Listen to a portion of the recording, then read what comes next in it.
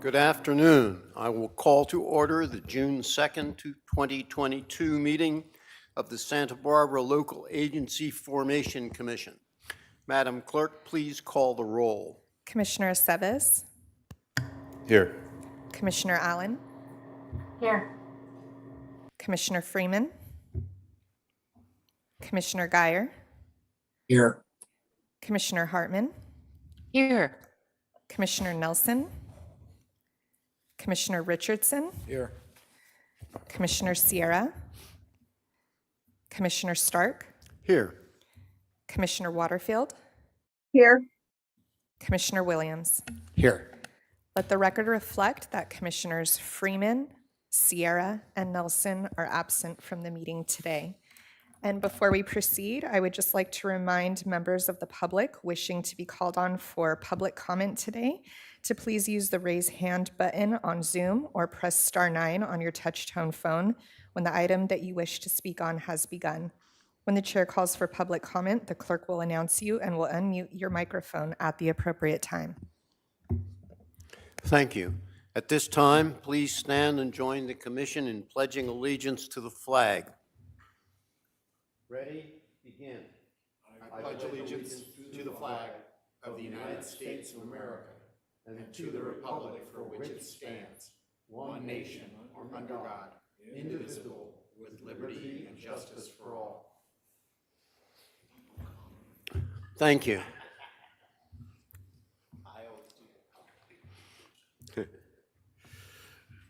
The next item of business is the Assembly Bill 361 determination. Madam Clerk, are there any requests to speak from the public? Chair Stark and members of the commission, we have no request to speak on this item.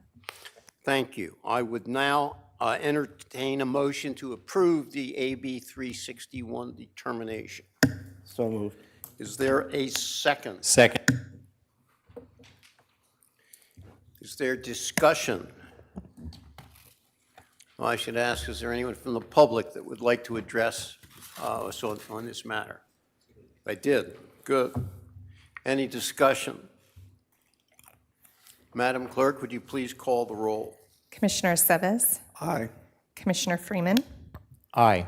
Commissioner Geyer. Aye. Commissioner Hartman. Aye. Commissioner Waterfield. Aye. Commissioner Williams. Aye. Chair Stark. Aye. Motion passes unanimously. Thank you. The next item of business is the approval of minutes from the May 5th, 2022 meeting. I would entertain a motion. I'll ask if there are members of the public present that would like to speak on the minutes. Chair Stark and members of the commission, we have no request to speak on this item. Thank you. Is there any discussion, questions from the commission? If not, I would entertain a motion. So moved. Thank you. Is there a second? Second. Thank you. Madam Clerk, please call the roll. Commissioner Aceves. Aye. Commissioner Freeman. Aye. Commissioner Geyer. Aye. Commissioner Hartman. Aye. Commissioner Waterfield. Aye. Commissioner Williams. Aye. Chair Stark. Aye. Motion passes unanimously. Now is the time for public comment. It is the time for the members of the public to speak on items that are not on the agenda. Madam Clerk, are there any requests to speak on items that are not on the agenda? Chair Stark and members of the commission, we have no request to speak under public comment today. Thank you. That concludes public comment. The next item of business is the approval of the consent calendar. I would ask if any commissioners would like to pull an item from the consent calendar.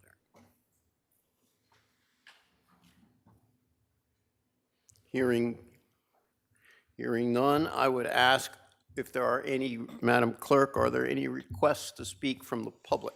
Chair Stark and members of the commission, we have no request to speak on this item. Thank you. I would now entertain a motion to approve the consent calendar.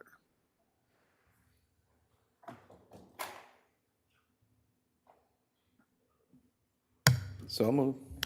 Motion by Commissioner Aceves, is there a second? Second. Second. 2 seconds. You can give it to Etta. I'd give awarding the second to Commissioner Waterfield. Oh my gosh, thank you. You're so gracious. Yeah. Madam Clerk, is there any further discussion? Hearing none, Madam Clerk, would you please call the roll? Commissioner Aceves, Aye.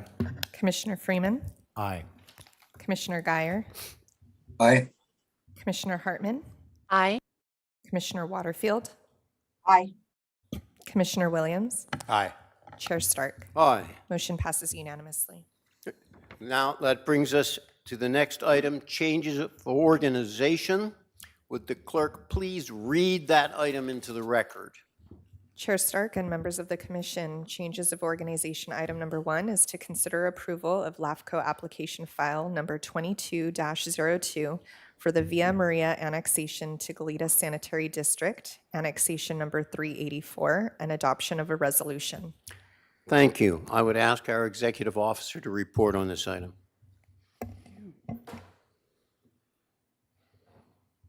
We do have a presentation for the commission. Good afternoon, commissioners. This is the Via Maria annexation to the Goleta Sanitation District. This was an application that was submitted by the landowners on behalf of their agent via a petition. There are 3 parcels that are included in this annexation, each with a single-family home with the opportunity to provide a guest house on each of those. So in total, all 3 parcels total 2.88 acres. Again, the purpose is to annex to the Goleta Sanitation District to provide sewer service for those residences. All 3 parcels are within the sphere of influence of the Sanitation District, which was updated in 2016. And here is our map at the very northern edge of the Sanitation District are the 3 parcels. Here's a close-up of those 3 parcels, all adjacent to the district boundary.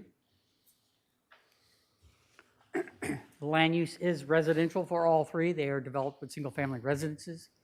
No changes are proposed in land uses with this boundary change. All reside within the county under the 1E1 zoning. The district provided a plan for service for each of the 3 parcels and their ability to connect to the system of the sanitation district. That's all found in their attachment E of your packet. LAFCO is adopting exemption for this as CEQA determination, which is a class 3 and class 19. The 3 parcels total together have less than 12 registered voters, so it's considered uninhabited for purposes of determining the conducting authority proceedings. All 3 property owners and the district have consented to this annexation, so we can proceed without a notice and hearing of election for those proceedings. The conclusion is that the all 3 sites are within the district's service capability, and they are the best provider for this service, and it makes a reasonable logical extension of the district boundary. So with that, we recommend that the commission approve this annexation based on the resolution and the findings. If there are any questions of this particular application, I'm happy to answer any. Are there questions from the board? I am hearing none. I had a question as to what the CEQA exemptions were for, but I see they're explained on the slide. So, and those are the 4 action items that are in the agenda. May I ask that? Correct. Yeah, just to be clear for the public, it's a class 3 is for new construction or conversion of small structures, and class 19 are for annexations of individual small parcels that are exempt under the class 3 exemption. Thank you. May I ask if there are any requests to speak from the public? Chair Stark and members of the commission, I do have one request to speak here in Santa Barbara, Mr. Brian Banks. Chair recognizes the gentleman. Good afternoon, Mr. Chair and Commissioners.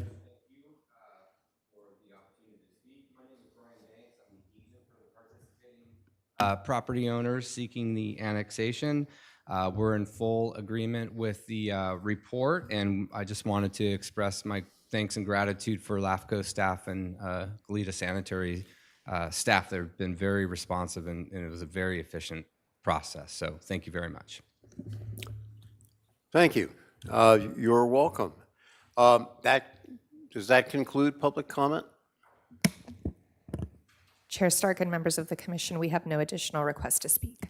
Thank you. That does include public comment. The item is back to the board for discussion. Any commissioners care to speak on the item?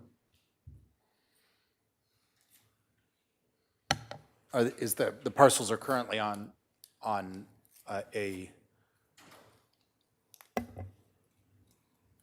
what's the current status of those? Septic. those parcels? Yes, they On are septic. currently on septic. So the net result is for these 3 developed residential parcels, they're converting from septic and hooking up to the sewer system. Is that correct? Correct. So, I mean, that is a victory for the whole community, you know, in some ways.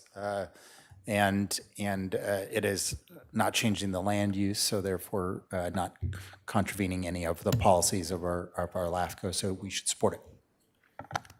Thank you. Any other comments? Questions? It's so nice to see 3 parcels together. So many times we have one come in, and then a few later, here comes another one, all in the same area. So I hope this is an indication of things to come. We're getting them off the septic. And when a group of residents do it together, they can share in the effort, and that makes it easier for them and easier for us. So it's good to see. Thank you. Is there any further comment? If not, I would entertain a motion for approval. I would so move. Motion. Commissioner Guerrero, I'll second. Thank you. There is a motion and a second. Is there any further discussion? No. Silence is golden. Madam Clerk, will you please call the roll? The motion is to approve items A through D inclusive Commissioner Seves, Aye. and the And resolution. the resolution. Aye. Commissioner Freeman, Aye. Commissioner Guyer, Aye. Commissioner Hartman, Aye. Commissioner Waterfield, Aye. Commissioner Williams, Aye. Chair Stark. Aye. Motion passes unanimously. Thank you. Thank you, sir. The next item is business item number 1. I would ask the clerk to please read that item into the record. Chair Stark and members of the commission, business item number 1 is to consider recommendations regarding the final budget for fiscal year 2022, 2023, and consider adoption of a resolution. Thank you. Executive Officer? Thank you. Give us a second. We'll switch presentation slides here.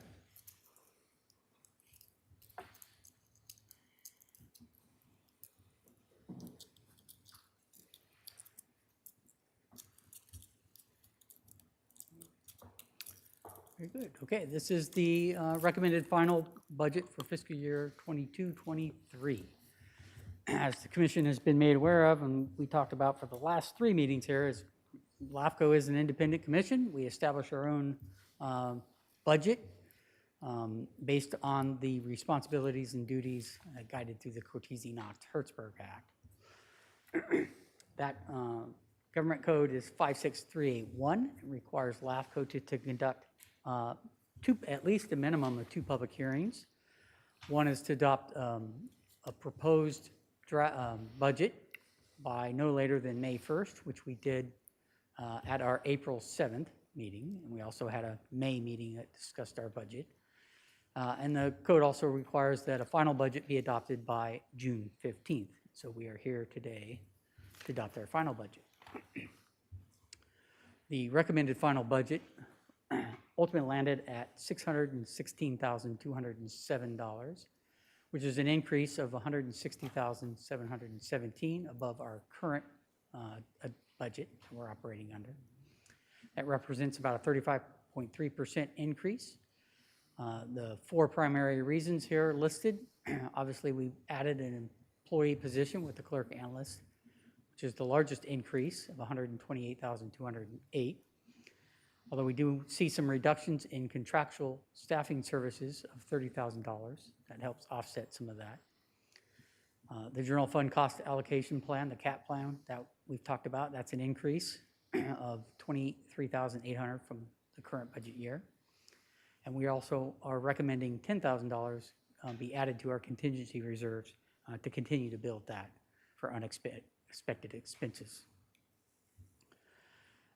This slide is a comparison of the current 21-22 budget and our final 22-23, and the change in differences in that, noting that the overall increase is that $160,717. It's part of your attachment. Attachment A is a detailed line item for each of the categories of the budget. This is presented here. At the end of this fiscal year, we are projecting an increase in some contingency reserve that would roll over, but we are still recommending an additional $10,000 to bring us to roughly $220,000 in reserves. With that, concludes our presentation on the budget. If there are any specific questions or any line items that you'd like me to go over, I'd be happy to answer any of those. That's it. Thank you, Mr. Prater. Madam Clerk, are there any, well, I would not, Madam Clerk, I would ask the board, are there any questions from the board?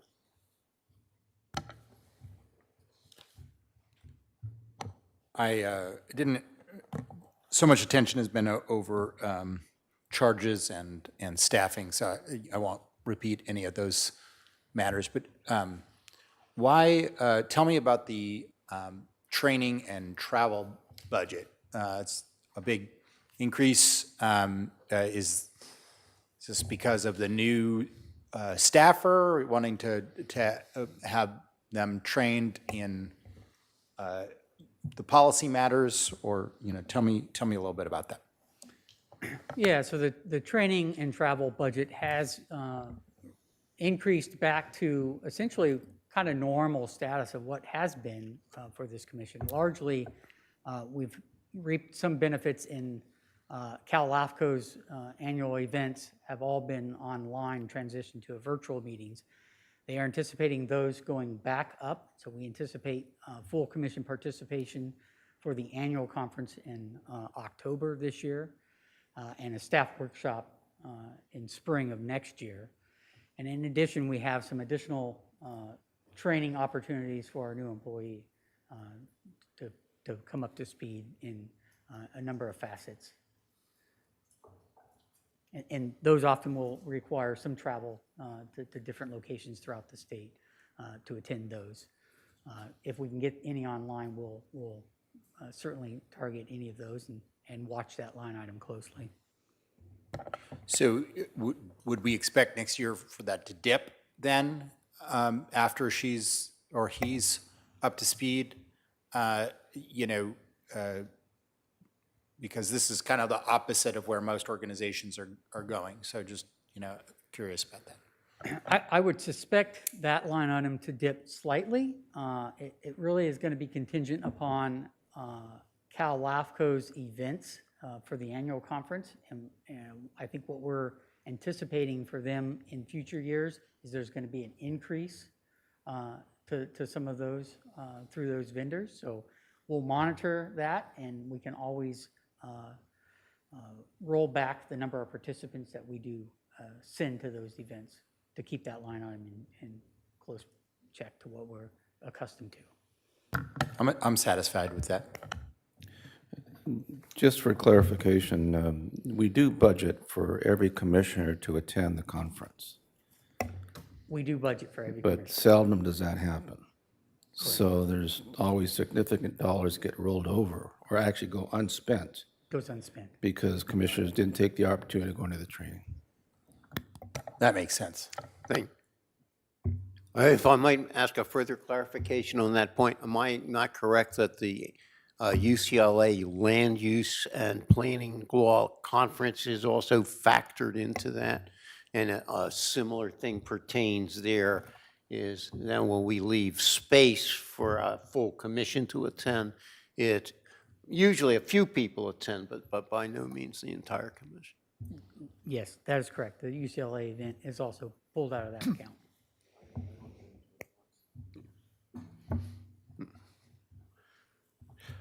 Thank you. If there are there any further questions from the board? If not, I would ask the clerk if there are any requests to speak from the public on our budget. Chair Stark and members of the commission, we have no request to speak on this item. Thank you. The item's now back to the board for discussion. Is there any commissioners that would like to discuss this item? I just had one question. Were there any comments from any of our members as far as complaining about the budget? There were no, there were some that inquired about what the cost was, but no concerns about. Once it was clarified, they were satisfied. Correct. Okay, thank you. Thank you. If there are no further questions from commissioners, I would entertain a motion to approve the item. So moved. Waterfield. Do I have a motion? Is there a second? I will second. Second, Commissioner Aceves.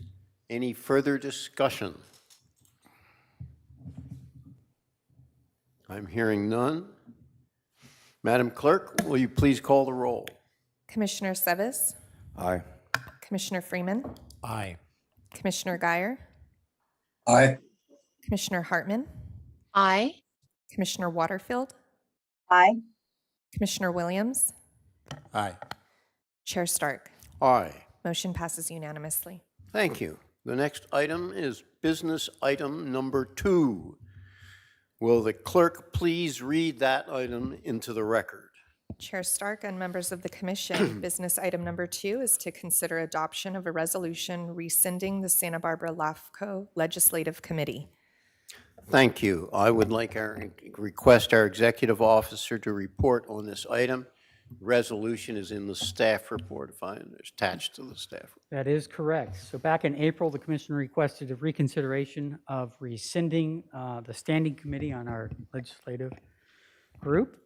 The committee was initially formed in 2015 by resolution, so we would need to adopt a new resolution that rescinds that, if that's the pleasure of the commission. And with that, outlined in the staff report are use of that committee over the years, which has been pretty limited, but can be found effective if need be. So I leave it with the commission to deliberate as to whether you'd like to rescind the committee or not. If so, you would need to adopt the resolution in the packet. Otherwise, you can make your decision. That concludes my presentation. Thank you. I would ask the commissioners if there are any questions from board members. Sure. Guyer? Commissioner Guyer. Yeah, I would like to speak to this. First off, I think that in our board packet, find a very thick volume of stuff from LAFCO. And most of the time what this does is it's a broad base thing that LAFCO puts out. And I think it's good for each individual LAFCO to look at this and pick out things that are of their interest. I do realize that in the previous 2 or 3 years, we've had light participation, but that most of that's been due to COVID. I am definitely not in favor of rescinding the committee. I see no reason for it. I only see reason of benefit to the entire commission. So that's all I have to say. I recognize Commissioner Aceves.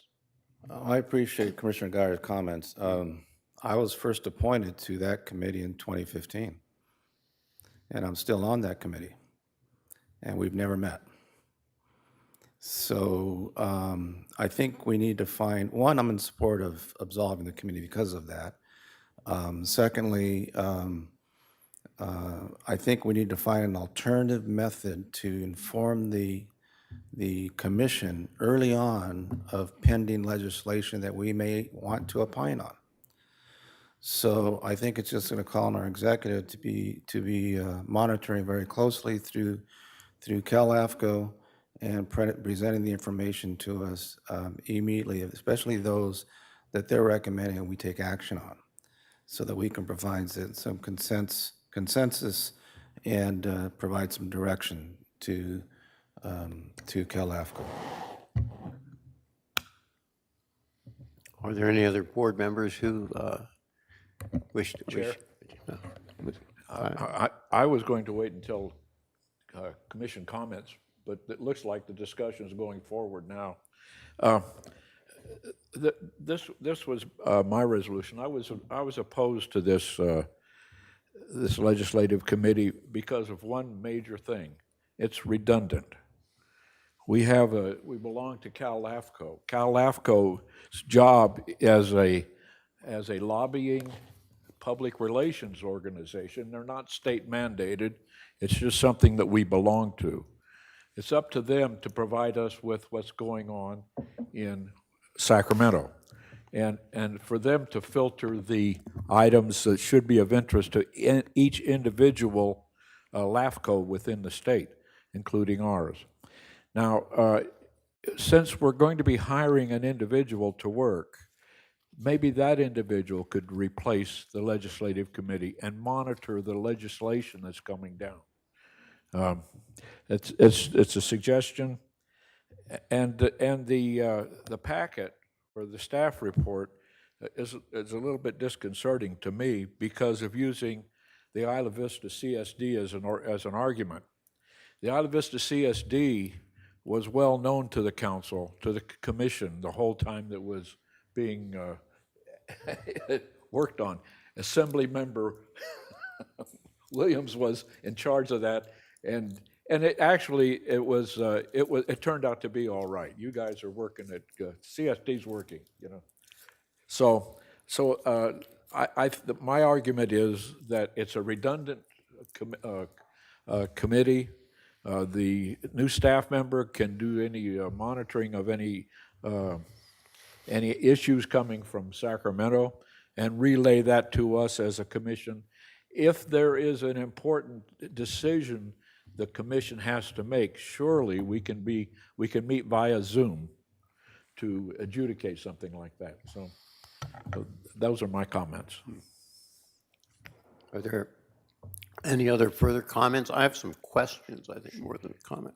Yeah, I just, not really a comment, maybe just an expression of, to me, I'm curious about our staff's opinion of this.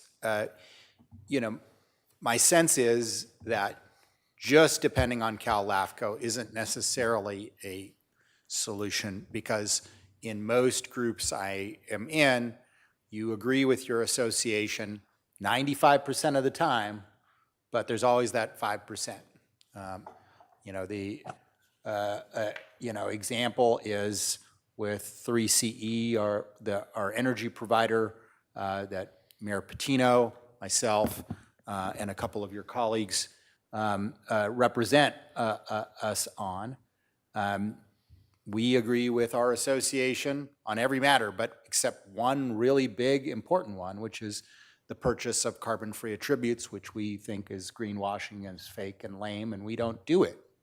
And we have a diametrically opposed plank to our association on this matter, and it's an important one. So, on the other hand, I don't feel like there's obviously not a huge amount of a workload since Roger's been on the committee for a while and hasn't met. Maybe it looks good on his resume, but he doesn't need help there. So,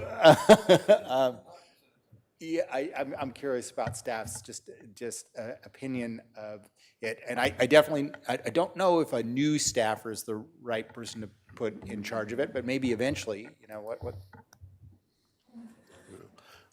Sure. I've Commissioner Guyer and Commissioner Hartman have their requested to speak. Probably should come Yeah. up. Go ahead. That would be Commissioner Guyer.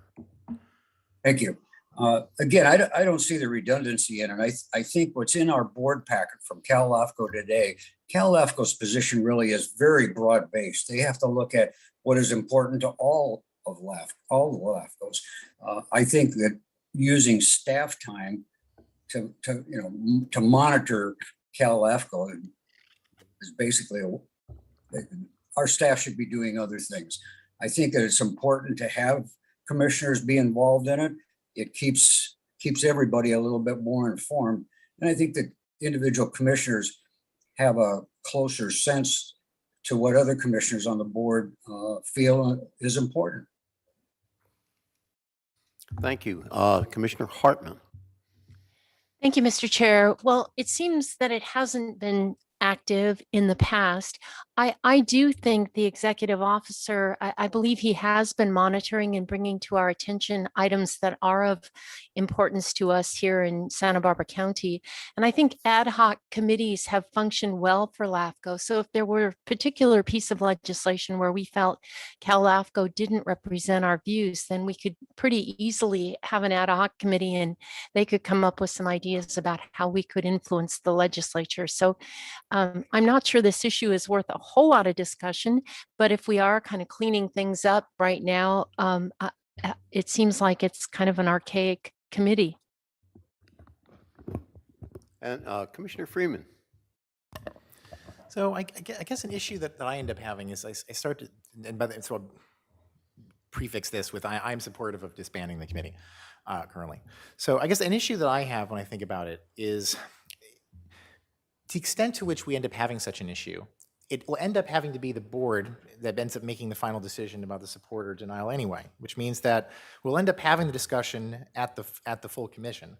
And I'm then trying to figure out what it is that the legislative committee, how much effort is really being put into the legislative committee in order to decide to pre-vet the small number of items that come forward. Anyway, it sounds like zero because they're not actually they haven't had any meetings.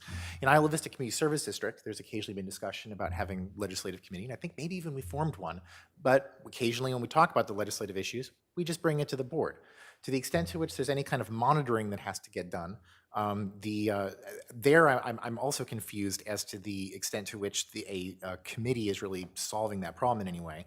The committee also has agendas that have to be put together, and the organization that has to be done. There's staff involvement somewhat in them, and so I feel like that's just more work on staff as opposed to just if a commissioner has been monitoring things, which feels like the idea of the committee is that the commission might be like some of the commissioners might be monitoring the legislative issues that come forward, and maybe they can just bring it to staff and say, hey, can we bring this to the full board? Maybe bring it to the chair. It's like, again, like because it's coming up so seldomly, it feels like there's no point in having that commission.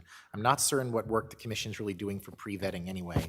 I'm not certain it's really going to be saving staff time in the end, and it's going to end up at the full board. So I'm supportive of disbanding currently. Thank you. Any other commissioners? I got a couple of questions. My impression is there is no requirement that the legislative committee actually be active. We don't require the legislative committee to meet. Is that correct? Correct. And they don't get paid if they don't meet. So, huh? They get paid even if they don't meet? No, if they meet. If they meet, they get paid just as any other. That's in our laws. But if the committee does not meet, there's no budgetary impact.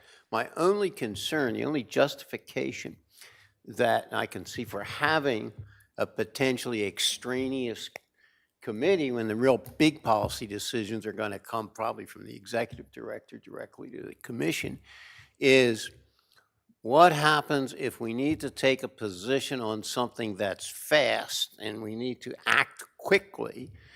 That would presuppose that there would be a benefit to having an ad hoc committee, which in turn would take a full commission meeting to activate. I think that's a pretty rare circumstance, but I can see some justification in just letting the committee sit dormant. I don't know if it does harm. I would say having some familiarity with the Cal-LAFCO legislative process. There's some basics here. Cal-LAFCO's got a capacity, they can take positions in, I think, a maximum of 3 bills a year. And they have a small amount of money that they pay to a lobbyist to actually lobby on those bills. The Cal-LAFCO position is rarely adverse to individual LAFCOs, but sometimes it happens that a particular LAFCO will feel more strongly about a piece of legislation than Cal-LAFCO, in which case they would take the impetus to charge on that. I don't know why we'd need a committee to handle something like that. I think if there was something that was of direct local interest, we'd know about it, and it would come to the commission, and we needed to form of committee. I guess what I'm saying is I don't care if his dog barks or not. Commissioner Freeman. I get, maybe I'm, multiple times I've heard ad hoc committee come up, but this is a standing committee. So, yeah. Yes, the legislative committee is in fact a standing committee. Okay. That's why you have the resolution, and it's established by formal action. And per then my comment earlier that to the extent to which it meets would require having actual staff time to construct agendas, post things, it's still, though it hasn't been delegated as far as I know. Maybe I'm wrong. Maybe I misunderstood the full authority to make a decision. So it would end up bringing things back to the commission anyway, and so it doesn't save the time. It just is going to cause, I think, extra work. It seems, but. My understanding is that the LAFCO Legislative Committee is essentially modeled on the Cal Legislative Committee with a much narrower scope. And the purpose is to look at legislation that's I think, of interest to LAFCOs generally and our LAFCO in particular, and have a smaller group than the whole body focus on the particulars, and I guess in whatever detail they think is appropriate. Usually that's done at Cal-LAFCO for most of these kind of bills. Doesn't a standing committee require minutes? It not only requires minutes, but standing and committees. agendas? And It's those subject sorts to of the things? Brown Act. And Brown Act requirements, and where an ad hoc committee might, if you want to use a legislative committee, make it an ad hoc committee so that it can be assembled quickly and handled offline anytime. You probably have to, if that's a thought and a viable option, and there's some support for that, I would suggest you probably have to bring it back in a future agenda to determine exactly how we would do that. But yeah, that's an option. Ad hoc committees are not subject to the Brown Act, of course. They can't be created in advance. Otherwise, they're not an ad hoc committee. I think you're either standing or nothing. Just to clarify, well, not clarify, but just to reemphasize that the standing committee is the Brown Act committee. And so it's to require public noticing, it's to require scheduling, et cetera. This commission is not limited to just what Cal-LAFCO is asking us to opine on. There may be other bills that have come forward that we feel have an impact to our agency, so therefore we want to have a discussion on it. But it should be a full discussion of the commission, because the legislative committee, as was mentioned, does not have the authority. They can make a recommendation to the exec and then therefore a recommendation to council or to the commission, but they can't act independently. It was never set up to do that.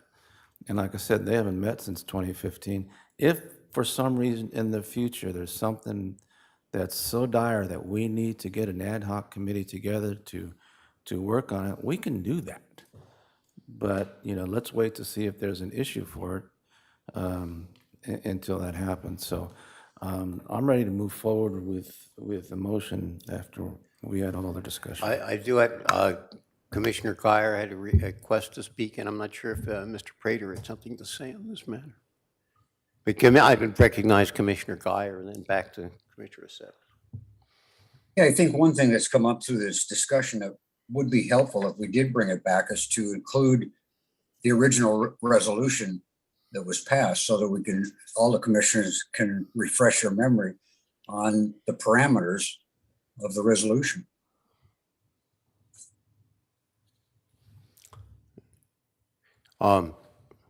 Commissioner Seves.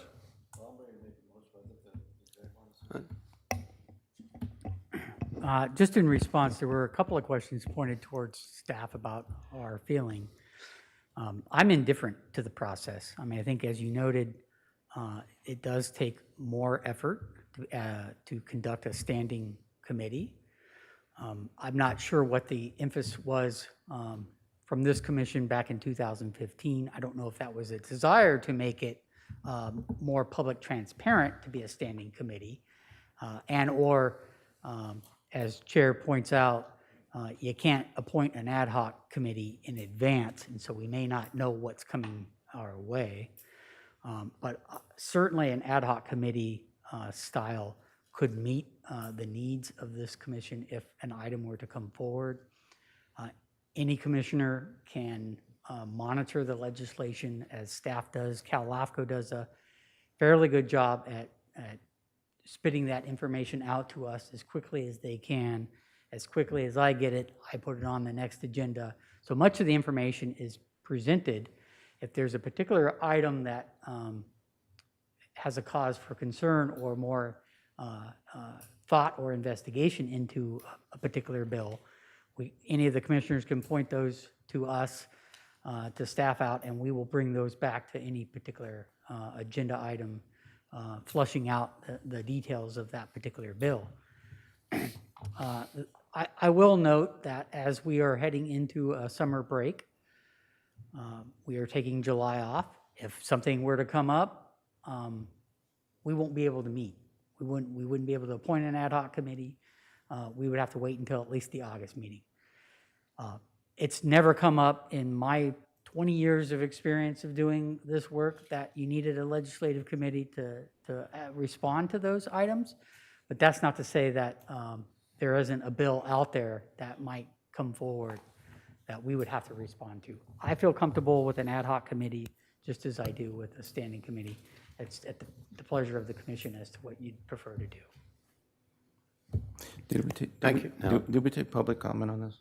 I thought we had asked for public comment and said that there was none, but perhaps we didn't. What, there aren't legions of people waiting to weigh in on this from the public? What is going on here? I profess no knowledge of who haunts the internet, you know. Chair Stark and members of the commission, we have no request to speak on this item. Thank you. With that, then, I would make a motion that this commission adopts a resolution to rescind the legislative committee. Thank you. Is there a second? I will second. Motion by Commissioner Seves, second by Commissioner Freeman. Is there further discussion? I think I'm convinced that we could always resurrect it as an ad hoc, so I'm going to support the motion. Thank you. Are there further questions from the commission? Hearing nothing further, Madam Clerk, would you please call the roll? Commissioner Seves, With my vote, I'm removing myself from this committee. I vote aye. Commissioner Freeman, Aye. Commissioner Guyer, No. Commissioner Hartman, Aye. Commissioner Waterfield, Commissioner Waterfield. Aye. Can you hear me? Yes. Commissioner Williams, Aye. Chair Stark. Aye. Motion passes 6-1. Thank you.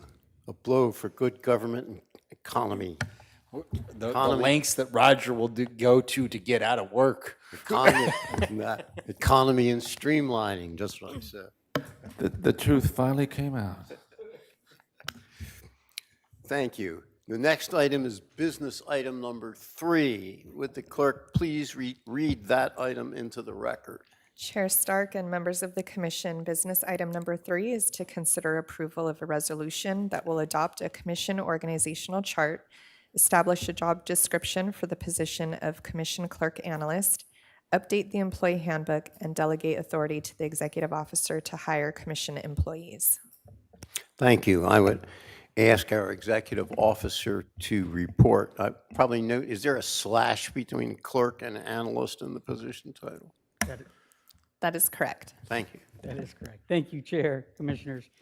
Yeah, this is an item recommended that the Commission adopt by resolution, delegating the authority to the executive officer to hire employees on their behalf. Along with that, the Commission should also formally adopt the organizational chart, update the job description as mentioned in the title of this, and update the employee handbook. And we have some additional edits to the handbook that's included in your attachments, and we'll go over those to clarify tying the at-will employee to a contract for termination for that item that's on there. So we'll outline the language for the commission as we proceed. But essentially, that is the item that we're requesting the commission take action on. Thank you. Madam Clerk, are there any requests to speak from the public? Well, let me ask if there are board questions. Commissioner Freeman. Does the executive officer not already have the ability to hire and fire employees? I was just a little confused at the. Some agencies, for example, the air pollution control districts, the statute directly provides that the executive officer, the control officer, can appoint employees. When you go to the Cortese-Knox Act, to my surprise, not ever having needed to look it up before, it specifically states, as Mr. Prater noted in his staff report, that the commission shall appoint and assign staff personnel. It's really clear. I don't know the history behind that. It might be unusual for district agencies to have that kind of provision. But rather than try to explain away that kind of clear language, Mr. Prater and I conferred on this, and my recommendation was a formal delegation by the commission to him as executive officer to do the hiring and appointments of staff, and also, as necessary, termination of staff.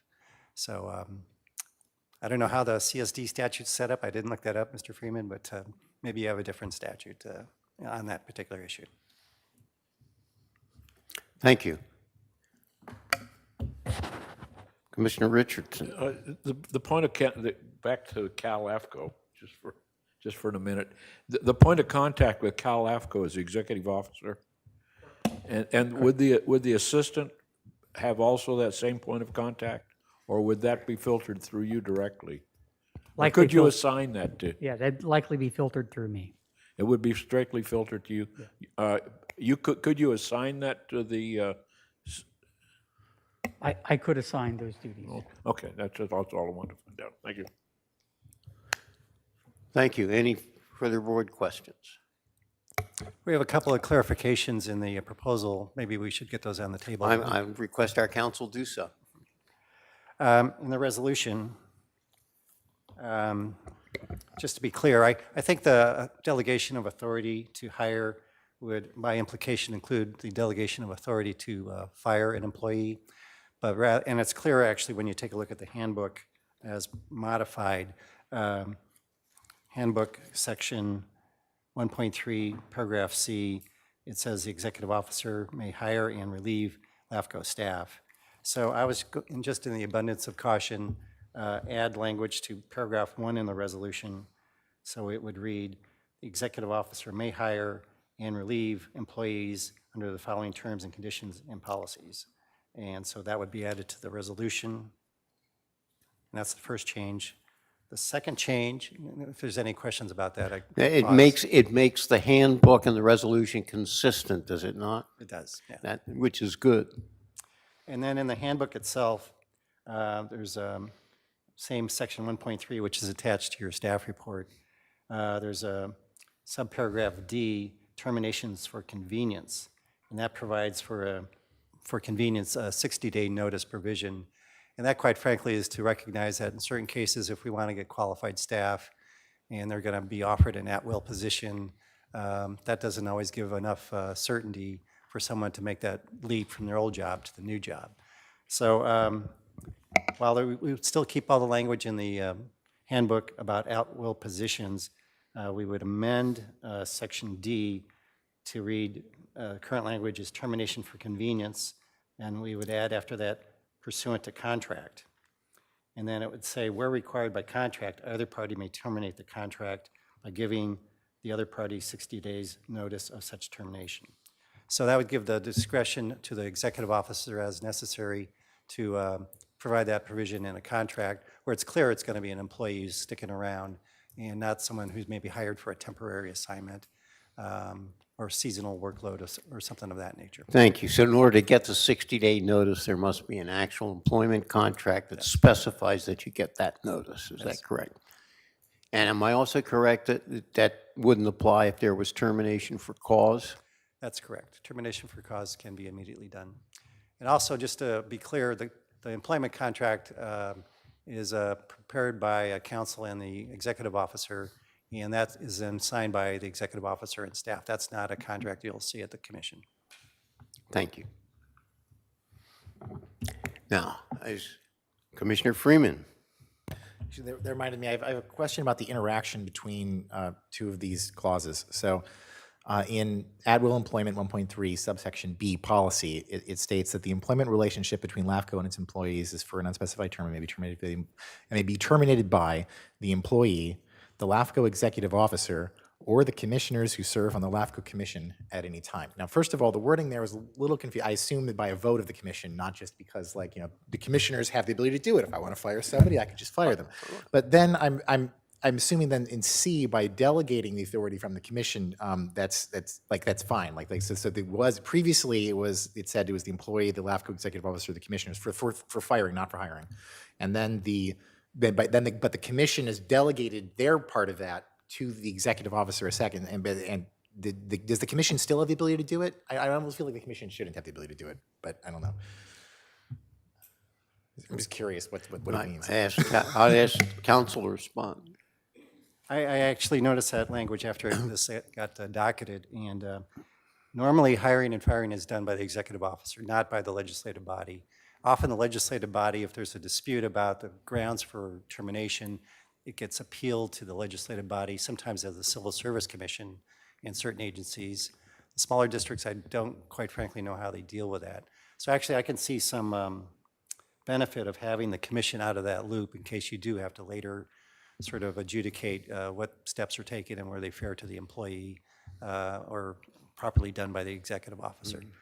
So I don't know Mr. Prater's reaction, but I would be fine striking everything or the commissioners who serve on LAFCO.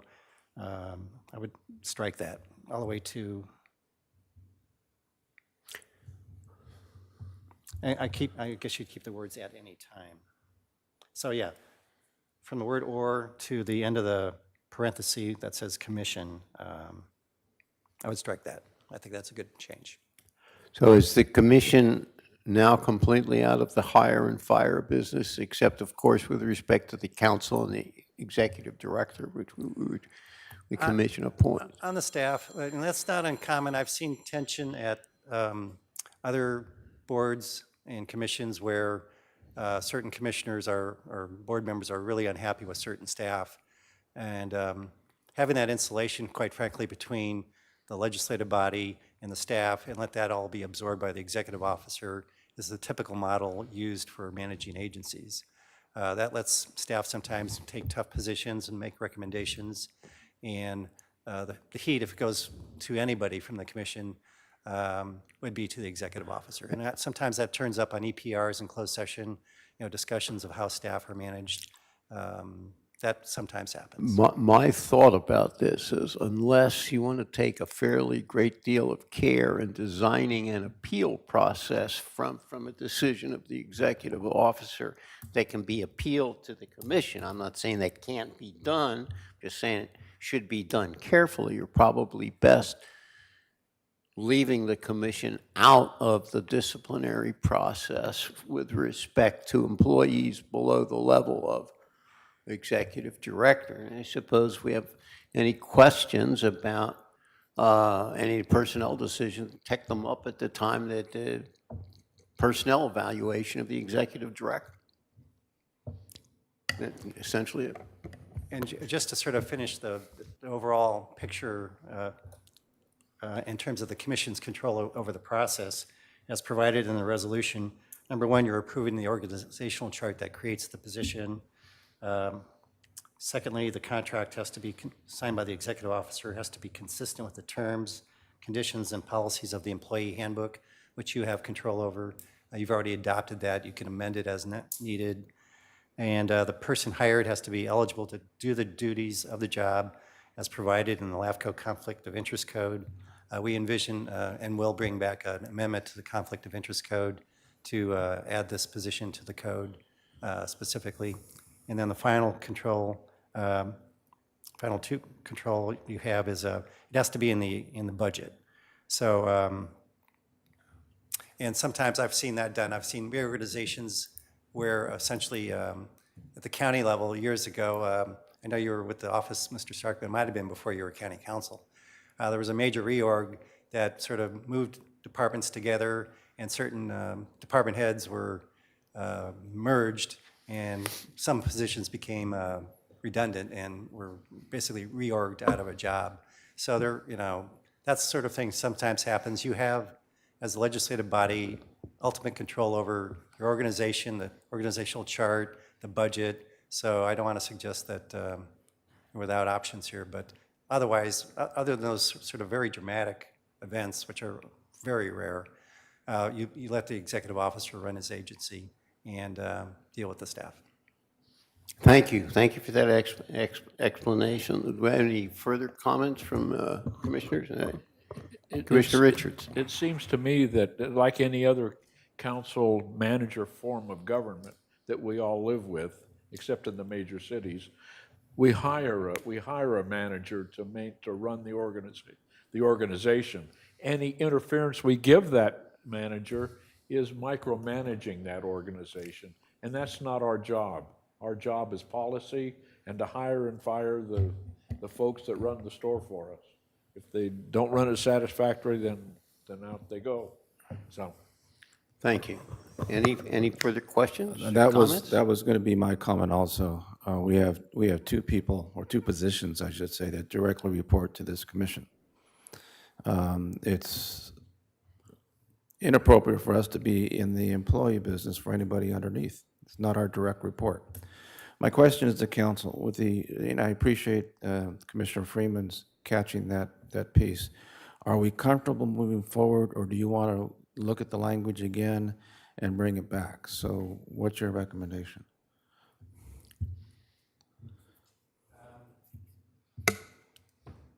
Well, you're not going to be back until August, and Mr. Prater wants to sign an employment contract between then and now. So we'll go with what we have right now on the table. If we need to massage it or clean it up, we could always bring it back for that sort of action to fine tune it. But I think right now we need to get something adopted.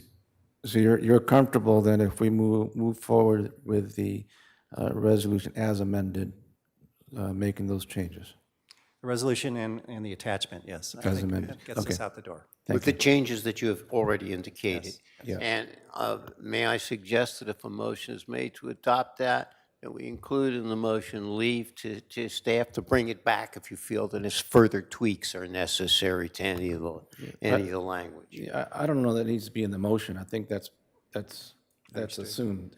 If there's something that needs to be cleaned up, then they would bring it back. But the motion itself, I think, should be very clear as to we're submitting with those amendments that are made. So if there's no public comment, I'll make a motion to move us forward. Thank you. Commissioner Freeman. I actually still have a question on this motion, which is, it wasn't actually clarified for me whether as amended includes striking that phrase or not. I know that's what you were asking, but I didn't actually understand the answer, so. Oh, I'm sorry. Mr. Prater liked the clarification, and I support it. So that language is proposed to be struck. Okay, will be included, all right. So that we're all clear, the clarification essentially gets the commission out of the employment business with respect to the subordinate employees of the commission and leaves that to the executive officer. I will second the motion. Thank you. We have a motion and a second. Is there any further? I didn't make the motion yet, but I just want to make sure there's, Glad you did. but thank you for being ahead. But I just want to make sure that we didn't have He's public just being a comment. good chair. You said, but you know. say, go let's go move make it a on." motion. We're ready, buddy. Chair Stark and members of the commission, we have no request to speak on this item. Okay, then I will make the motion And I will second. as amended. Thank you. Is there any further discussion? Hearing none. Madam Clerk, would you please call the roll? Commissioner Aceves, Aye. Commissioner Freeman, Aye. Commissioner Guyer, Aye. Commissioner Hartman, Aye. Commissioner Waterfield, Aye. Commissioner Williams, Aye. Chair Stark. Aye. Motion passes unanimously. Thank you. That concludes the business items for today. The next item is information item number 1. Would the clerk please read that item into the record? Chair Stark and members of the commission, information item number 1 is to receive and file a report on the LAFCO Legislative Committee meetings held on March 11th and April 29th of 2022. Thank you. Mr. Prater. Thank you, Chair and Commission. So just to update on some of the legislative bills that were presented during those 2 committee meetings. First is the omnibus bill. That bill is at the Senate and Finance Committee. That was a bill that we submitted a support letter on. And so it has passed the first obstacle on the Senate and Finance Committee's floor. Second is the protest provisions. That is sitting at the Assembly Local Government Committee. Again, that is another support letter that the commission submitted supporting that bill as well. The other bills relate to climate change. They're at the Committee on Rules. The Williamson Act bill has been held, and the Brown Act and open meetings bills, both of those, and all of those are at the Committee on Rules as well, with the exception of Assembly Bill 2647, which has made it through, and it's now at Governance and Finance Committee. So those are the bills on the Brown Act and open meeting laws. The Senate Bill 1100 had a first reading, was canceled as by the author's request, and so that item has been kind of pulled back and on held for now. That's also dealing with open meeting laws as well, and the Brown Act. With that, those are the main bills that I think we've been tracking and monitoring. If there are any other bills that are located within the packet and the commission would like further explanation, I'd be happy to try to answer any of those or bring those back. Thank you. There's no motion needed for this. Are there any requests to speak on information item number 1 from the public? Chair Stark and members of the commission, we have no request to speak. Thank you. We will now proceed to the next item, which is commissioner announcements and requests for future agenda items. I'm not hearing any, hearing nothing. We will now go to executive officer comments. Thank you, Commission. I have just a few comments here. Obviously, as we noted in the consent item, we are canceling our July meeting. Just confirming that.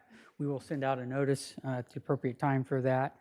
And we will be moving our August meeting from the 4th to the 11th. That's the second week in August. And we will be holding that in Santa Maria. And with that, we'll have the reorganization matter for the city of Guadalupe on that item. So good place to hold that meeting. A couple other notations that I have here. LAFCO board nominations for the county seat and the district seat has opened up. In August, we'll bring an item back for the commission to nominate anybody, but I just wanted to get that on your radar. If a county member or a special district member wants to sit on the LAFCO board, you can start thinking about that and speak with our Chair Stark about the responsibilities that come with that and the time commitments. We will also bring some items back about the LAFCO annual conference as well, and do some nominations for delegates for that particular item. As far as payroll documents, the request has been asked to submit all your payroll forms for the new payroll-e. So if you can get those forms into us as soon as you can, that would be really helpful for us to be able to start with our new payroller come July. And with that, any of the stipend slips for today's meeting, if you can make sure those are turned in a timely manner, we will be processing payroll at mid-month this month to wrap up ADP and get them wrapped up before the end of the fiscal year and kind of off the books as we transition to our new payroller. So we'll be processing payroll a little earlier in June than normal. And I wanted to note, I had a little funny here. Obviously, Supervisor Lavalino missed this meeting as well, so we could not honor him once again. Maybe when we're in Santa Maria, we can wish him all the kudos that he deserves for his time here, and we'll catch him in August for that. Other than that, I think everybody have a good summer break, and that's the comments from Executive Officer. Thank you. That concludes the agenda for today. We are now adjourned to Thursday, August 11th at 1:00 p.m. in Santa Maria for the Lavanino roast. And I would urge all of you to vote if you haven't already done.